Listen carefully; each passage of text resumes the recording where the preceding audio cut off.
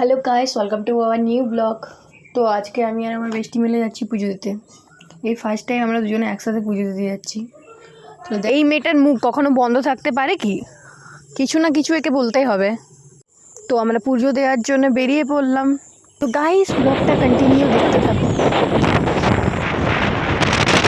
তো এখানে আমরা মিষ্টি কেনার জন্য দাঁড়িয়ে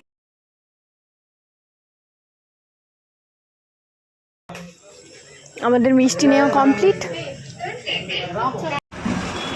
এরপর আমরা ফুডসের দোকানে গিয়ে ফুডস নিয়ে নিলাম। আর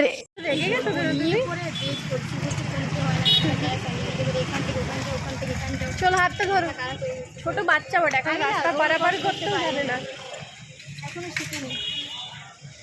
ফাইনালি আমরা মন্দির পৌঁছে গেছি। আর একটা দুঃখের ব্যাপার এটাই যে আমরা এসে জানতে পারলাম এখানে পুজো করার কোনো পুরোহিত মশাই নেই, আমাদেরকে নিজেই পুজো দিতে হবে। ঠিকই আছে, সেটা পূর্ণিমা আজকের মতো কি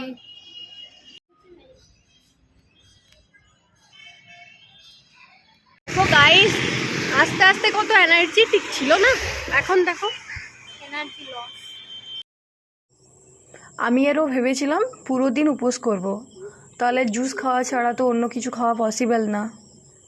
মেয়েটা মন্দিরের মধ্যে লুকিয়ে লুকিয়ে আমাকে গোটা মুখে সিঁদুর লাগিয়ে দিয়েছে, ওটাই তখন দেখাচ্ছিল, দেখ তোর মুখে সিঁদুর কি করে এলো। তো এবার আমরা বাড়ির জন্য বেরিয়ে পড়লাম।